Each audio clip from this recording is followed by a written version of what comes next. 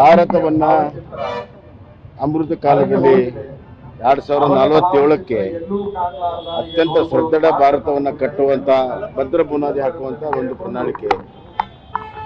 ಶಾಶ್ವತವಾದಂತ ಕೃಷಿಗೆ ಬೆಂಬಲ ಮತ್ತು ಸಾಮಾಜಿಕ ನ್ಯಾಯ ಇವೆಲ್ಲ ಒಳಗೊಂಡಿರುವಂತ ಒಂದು ಪರಿಪೂರ್ಣವಾಗಿರುವಂತ ಒಂದು ಪ್ರಣಾಳಿಕೆ ಇದೆ.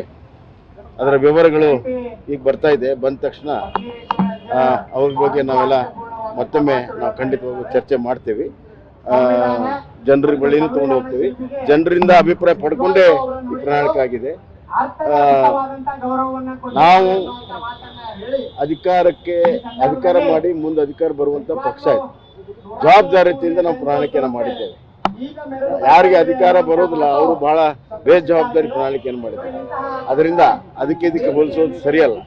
ನಾವು ಬರುವಂತಹ ದಿನಗಳಲ್ಲಿ ಏನು ಮಾಡಕ್ ಸಾಧ್ಯ ಇದೆ ಅದನ್ನ ನಾವು ಹೇಳಿದ್ದೇವೆ, ಮಾಡ್ತೇವೆ. ಈಗ ಮೋದಿ ಗ್ಯಾರಂಟಿ ಮತ್ತು ಕಾಂಗ್ರೆಸ್ ಗ್ಯಾರಂಟಿ ನಡುವೆ ಒಂದು ಚರ್ಚೆ ನಡೆಯುತ್ತೆ. ಮೋದಿ ಗ್ಯಾರಂಟಿ ಶಾಶ್ವತ ಗ್ಯಾರಂಟಿ. ಮೋದಿ ಗ್ಯಾರಂಟಿ ದೇಶ ಕಟ್ಟುವಂತ ಗ್ಯಾರಂಟಿ. ಮೋದಿ ಗ್ಯಾರಂಟಿ ಬದುಕು ಕಟ್ಟುವಂತ ಗ್ಯಾರಂಟಿ. ಮೋದಿ ಗ್ಯಾರಂಟಿ ಪರ್ಮನೆಂಟ್ ಆಗಿ ಸಾಮಾಜಿಕ ನ್ಯಾಯವನ್ನು ಕೊಡುವಂತ ಗ್ಯಾರಂಟಿ. ಈಗ ಪಂಚಮಸಾಲಿ ಸ್ವಾಮೀಜಿಗಳು ಮತ್ತು ಯಡಿಯೂರಪ್ಪ ಸ್ವಾಮೀಜಿಗಳು ಬಿಜೆಪಿಯಿಂದ ಅನ್ಯಾಯ ಆಗಿದೆ ಅಂತ ಹೇಳಿದ್ದಾರೆ. ಆಗಾಗಲೇ ಚರ್ಚೆ ಆಗಿದೆಯಲ್ಲಪ್ಪ. ನ್ಯೂಸ್ ಫಸ್ಟ್ ನಿರ್ಭೀತಿಯಿಂದ ನಿಮ್ಮ ಪರವಾಗಿ.